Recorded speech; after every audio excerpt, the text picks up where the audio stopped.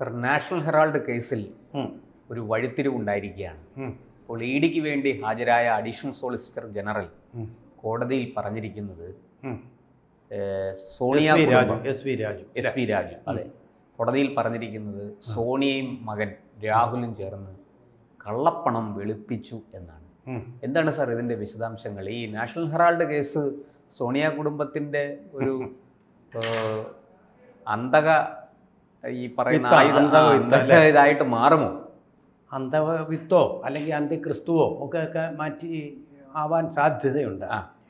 ഇവിടെ ഇപ്പം പ്രശാന്ത് ഉപയോഗിച്ച വാക്ക് വഴിത്തിരിവ്, ഇതൊരു വഴിത്തിരിവല്ല, ആ വഴിയിലെ ഒരു തുടർച്ചയാണ്, നാഴികക്കല്ലാണ്. അതായത് അന്വേഷണം എന്ന് പറയുന്നത് ശരിക്കും പറഞ്ഞാൽ ഈ ഗാന്ധി കുടുംബം എന്ന് പറയുന്നത് എന്ത് തോന്നിയാസവും കാണിച്ചാൽ ആരും ചോദിക്കാനില്ലെന്നുള്ള മട്ടിലറിയിക്കൊണ്ടിരിക്കും. രാജാധികാരം കൈയടക്കുന്ന ഒരു കുടുംബത്തെ പോലെ തന്നെ അവരെന്ത് ചെയ്താലും അതിനൊരു എതിർവായില്ല എന്ന് മാത്രമല്ല അപ്രമാദിത്വം, അത് തെറ്റല്ല, അവർ ചെയ്യുന്നതെല്ലാം ശരി എന്ന് പറഞ്ഞ് സ്തുതി പാടാനുള്ള ഒരു സംഘം എപ്പോഴും കൂടെ ഉണ്ടാവും. അവരെന്ത് തെറ്റ് ചെയ്താലും അത് ശരി. നമ്മൾ ക്ഷമിക്കണം, മക്ബത്തിലെ ആ ദുർമന്ത്രവാദിനികൾ പറയുന്ന പോലെ തന്നെ right is wrong and wrong is right എന്ന് പറയുന്ന രീതിയിലാണ് മക്ബത്തിലെ ആ മന്ത്രവാദിനികൾ പറയുന്നത് പോലെ തന്നെയാണ് കാര്യങ്ങളിവിടെ. ഇവർ തെറ്റ് ചെയ്താൽ അത് ശരി, മറ്റുള്ളവർ ശരി ചെയ്താൽ അത് തെറ്റും എന്നുള്ള രീതിയിലാണ് കാര്യങ്ങളെ നീക്കിക്കൊണ്ട് കോൺഗ്രസിൻ്റെ അവിടുത്തെ കിച്ചൺ ക്യാബിനറ്റ് അല്ലെങ്കിൽ ആ ഉപജാപക വൃന്ദം എന്ന് പറയാവുന്ന സംഘം ഇപ്പോഴും കൈകാര്യം ചെയ്തുകൊണ്ടിരിക്കുന്നത്. മോദി ചെയ്യുന്നതെല്ലാം തെറ്റ്, BJP ചെയ്യുന്നതും തെറ്റ്, മറ്റു പാർട്ടികളെല്ലാം ചെയ്യുന്നത് തെറ്റ്, രാഹുൽ ഗാന്ധി മാത്രം ശരി, നെഹ്റു കുടുംബം മാത്രം ശരി, സോണിയാഗാന്ധി മാത്രം ശരി എന്നുള്ള ഒരു നിലപാടിലാണ് അവർ പോകുന്നത്. അതിൻ്റെ ഏറ്റവും വലിയ ഉദാഹരണമല്ലേ 2010 ചൈനയിൽ പോയി ഒരു MOU ഇവരെ ഒപ്പിടുകയുണ്ടായി, മെമ്മറാണ്ടം ഓഫ് അണ്ടർസ്റ്റാൻഡിങ്, അതായത് ധാരണാപത്രം.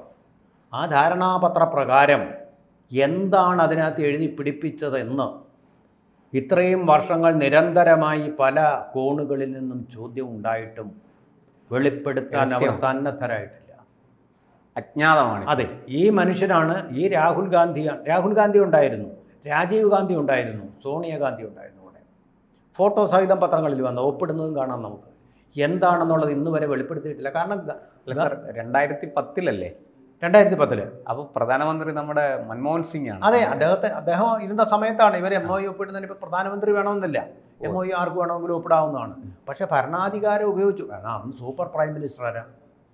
സോണിയ. നാഷണൽ ഇൻ്റഗ്രേഷൻ കൗൺസിലിൻ്റെ ചെയർപേഴ്സൺ ആരാ? സോണിയയാണ്. മൻമോഹൻ സിംഗ് എന്ന പാവയെ നിയന്ത്രിക്കുന്ന ആരായിരുന്നു? ചരട്, അതിൻ്റെ ചരട് സോണിയയുടെ കയ്യിലായിരുന്നു. സോണിയയെ ചോദ്യം ചെയ്യാൻ മൻമോഹൻ സിംഗിന് എന്തെങ്കിലും കഴിഞ്ഞിട്ടുണ്ടോ? ഇല്ല. രാഹുൽ ഗാന്ധി എന്ന അദ്ദേഹത്തിൻ്റെ മന്ത്രിസഭാ തീരുമാനം വലിച്ചെറിഞ്ഞ് കാറ്റിൽ പറത്തിയപ്പോൾ ഒരക്ഷരം മിണ്ടിയോ മൻമോഹൻ സിംഗ്? അഭിമാനമുള്ള പ്രധാനമന്ത്രി രാജിവെക്കില്ലേ?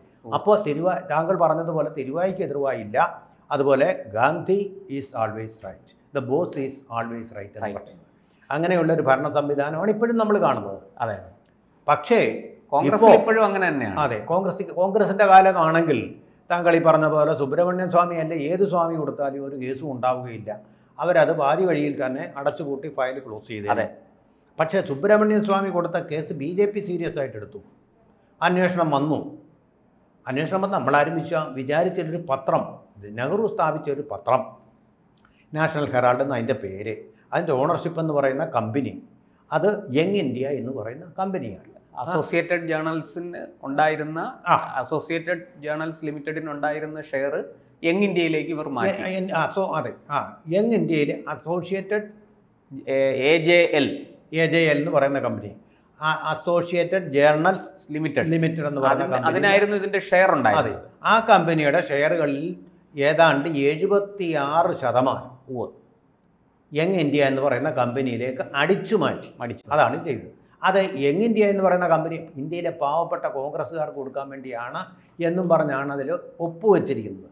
പക്ഷേ ഒരു പാവപ്പെട്ട കോൺഗ്രസ്സുകാരനും കിട്ടിയില്ലെന്ന് മാത്രമല്ല, ഇന്ത്യയിലെ ഏറ്റവും ധനികരായിട്ടുള്ള കോൺഗ്രസ് കുടുംബത്തിലേക്കാണ് പോയത്. ആ കുടുംബത്തിൻ്റെ പേരാണ് നെഹ്റു കുടുംബം. ഞാൻ നെഹ്റു കുടുംബം അത് ഈ കാലം അത്രയും കൈവശം വെച്ച് അനുഭവിക്കുകയായിരുന്നു, ആഡംബരങ്ങളെല്ലാം നടത്തുകയായിരുന്നു. എന്നിട്ട് ഈ കാര്യം ലോകത്തെ അറിയിക്കാതെ ഒളിച്ചു വെച്ചിരുന്ന ചൈനയിൽ പോയി MOU ഒപ്പിട്ടിട്ട് ഒളിച്ചു വെച്ചിരുന്ന രാഹുൽ ഗാന്ധിയാണ് ചോദിക്കുന്നത്, നമ്മുടെ ധീരരായ സൈനികർ പോയി ജയിച്ച യുദ്ധത്തിൽ നമുക്ക് എത്ര വിമാനം നഷ്ടപ്പെട്ടു, ഇപ്പം തന്നെ വെളിപ്പെടുത്തണം, ഇപ്പോൾ വെളിപ്പെടുത്തണം എന്നും പറഞ്ഞിറങ്ങിയിരിക്കുന്നത്. പിറ്റേ ദിവസം തന്നെ കാവ്യനീതി പോലെ ശിക്ഷ കിട്ടിയിരിക്കുകയാണ്. അദ്ദേഹത്തിന് ഇക്കാര്യത്തിൽ 142 കോടി രൂപയുടെ അഴിമതി നടത്തിയിട്ടുണ്ടെന്ന്, കള്ളപ്പണം കൈമാറ്റം ചെയ്തിട്ടുണ്ടെന്ന്, അനധികൃതമായിട്ട് പണം കൈമാറിയിട്ടുണ്ടെന്ന്, അല്ലെങ്കിൽ മിസ്അപ്രോപ്രിയേഷൻ ഓഫ് ഫണ്ട് എന്ന് പറയാവുന്ന കേസ്. അതുപോലെ തന്നെ ഈ കേസിൽ മണി ലോണ്ടറിംഗ് ആക്ട് ആണ് ചുമത്തുന്നത്. അതെ, സാം പിത്രോഡ എന്ന് പറയുന്ന ഇവരുടെ ഓവർസീസ് കോൺഗ്രസിൻ്റെ പ്രസിഡന്റ് വിശ്വാസവഞ്ചന കുറ്റം നടത്തിയിട്ടുണ്ട് എന്ന് പറഞ്ഞാൽ ഈ പണം ഇവർക്ക് കൈമാറുന്നതിന് കൂട്ടുനിന്നിട്ടുണ്ട്. ഈ കള്ളപ്പണം വെളുപ്പിക്കാൻ കൂട്ടുനിന്നു എന്നാണ്. ഈ കള്ളപ്പണം വെളുപ്പിക്കാൻ വേണ്ടി കൂട്ടുനിന്നത് ഇവരുടെ പിന്നെ ഈ അങ്കിൾ ടോം എന്ന് പറയാവുന്ന സാം പിട്രോഡ എന്ന് പറയുന്ന മനുഷ്യനാണ്. അങ്ങനെയുള്ള കള്ളത്തരങ്ങളൊക്കെ നടത്തിക്കൊണ്ടാണ് ഈ കുടുംബം ഇപ്പോഴും ഇരിക്കുന്നത്. അവരുടെ ഈ ദൂർത്ത് ഒരിക്കൽ നരേന്ദ്രമോദി ചോദിച്ചിരുന്നു, ഇവരുടെ ഈ വിദേശ ചികിത്സ, വിദേശ യാത്രകൾ, ഇതിനൊക്കെ എവിടെയാണ് പണം? എൻ്റെ അമ്മച്ചി, എൻ്റെ കൊച്ചമ്മ അവിടെ അസുഖമാണെന്നും പറഞ്ഞ് കഴിഞ്ഞ പ്രാവശ്യമല്ലേ പ്രിയങ്ക ഗാന്ധി പോയത്. പാർലമെൻറ്റിൻ്റെ ക്രൂഷ്യലായിട്ടൊരു സമ്മേളനം നടക്കുന്ന സമയത്താണ് അതിൽ പങ്കെടുക്കാതെ അത് ബഹിഷ്കരിച്ചു കൊണ്ടുപോയത്. ഏതിനെക്കുറിച്ച്? വഖഫ് ബില്ലിനെ കുറിച്ചുള്ള രാജ്യം ഡിബേറ്റ് ചെയ്യുന്ന സമയം ഡിബേറ്റ് സ്കിപ്പ് ചെയ്തുകൊണ്ട് വയനാട്ടിലെ മുസ്ലിം സഹോദരിമാരും സഹോദരന്മാരും വിജയിപ്പിച്ച പ്രിയങ്ക ഗാന്ധി നാട് വിട്ടുപോയി ആ സമയത്ത്. അങ്ങനെയൊക്കെ കാണിക്കുന്നത്. അപ്പോൾ നമ്മുടെ നിയമങ്ങളോ മര്യാദകളോ കീഴ്വഴക്കങ്ങളോ ഒന്നും തന്നെ ബാധകമല്ല തങ്ങൾക്കെന്നുള്ള മട്ടിലാണ് ഈ കുടുംബം പെരുമാറിക്കൊണ്ടിരിക്കുന്നത്. ഇത്രയും നാളും ഈ കഴിഞ്ഞ 70 വർഷങ്ങളായിട്ട് ആ കുടുംബം അങ്ങനെ തന്നെയാണ് പെരുമാറിയിരുന്നത്. പക്ഷേ ഇപ്പോൾ പിടി വീണിരിക്കുന്നത് നരേന്ദ്രമോദിയുടെ എൻഫോഴ്സ്മെൻറ്റ് ഡയറക്ടറേറ്റിനെ സ്ട്രൈക്ക് റേറ്റ് ഇല്ല എന്നൊക്കെ പറഞ്ഞാണ് വിമർശിക്കാറുള്ളത്. അതായത് 1400 കേസുകൾ വന്നതിൽ 3 പേരെ മാത്രമേ ശിക്ഷിച്ചിട്ടുള്ളൂ. പക്ഷേ ഈ പറയുന്നവരൊന്നും ഓർക്കുന്നില്ല, ഈ 1400 കേസുകൾ, കുറ്റപത്രങ്ങൾ ED കൊടുത്തതിൽ ഏതാണ്ട് 35 കേസുകൾ മാത്രമേ ഇതുവരെ അന്വേഷിച്ച് വിധി പറഞ്ഞിട്ടുള്ളൂ.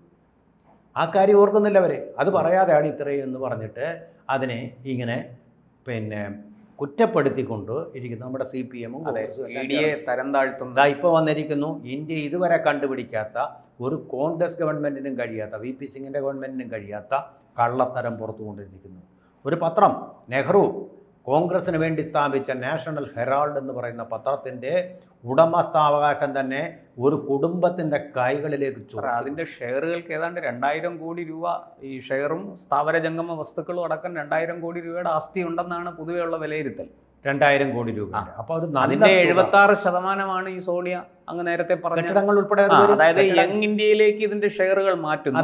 അവിടെ നിന്ന് ആ യങ് ഇന്ത്യയിൽ 76% ഇവരുടേതാണ്. ക്യാപിറ്റൽ കൂടാതെ അസറ്റ്സും കൂടെ ചേർന്ന് കഴിയുമ്പോൾ ഈ 2000 കോടി രൂപയ്ക്ക് മുകളിലായിരിക്കും. അതായിരിക്കും.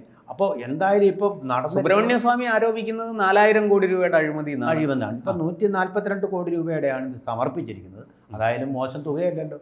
142 കോടി എന്ന് പറയുന്നത് തുകയല്ല. അതെ, അത് കൃത്യമായിട്ടുള്ള തെളിവുകളുടെ അടിസ്ഥാനത്തിലാണ്. തെളിവില്ലാതെ ഒരുപാടെണ്ണം കാണുമെന്ന് ഇത്.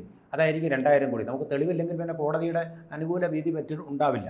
അപ്പോൾ കുറ്റപത്രം സമർപ്പിക്കുമ്പോൾ എപ്പോഴും തെളിവുകൾ വെച്ചിട്ടേ കൊടുക്കാൻ സാധിക്കുകയുള്ളൂ. അപ്പോൾ അതുകൊണ്ട് ആ തെളിവുകൾ ഇപ്പോൾ കൊടുത്തിട്ടുണ്ട്.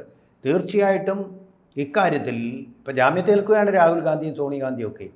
ഈ കാര്യത്തിൽ രാഹുൽ ഗാന്ധിക്കും സോണിയാഗാന്ധിക്കും ജയിലിൽ പോയി കിടക്കേണ്ടതായിട്ട് വരുമെന്ന് തന്നെയാണ് മനസ്സിലാവുന്നത്. അത് തീർച്ചയായിട്ടും അത്ര സ്ട്രോങ് ആയിട്ടുള്ളൊരു കുറ്റപത്രമാണ് റോസ് അവന്യൂ കോടതിയിൽ ഈ ED സമർപ്പിച്ചിരിക്കുന്നത്.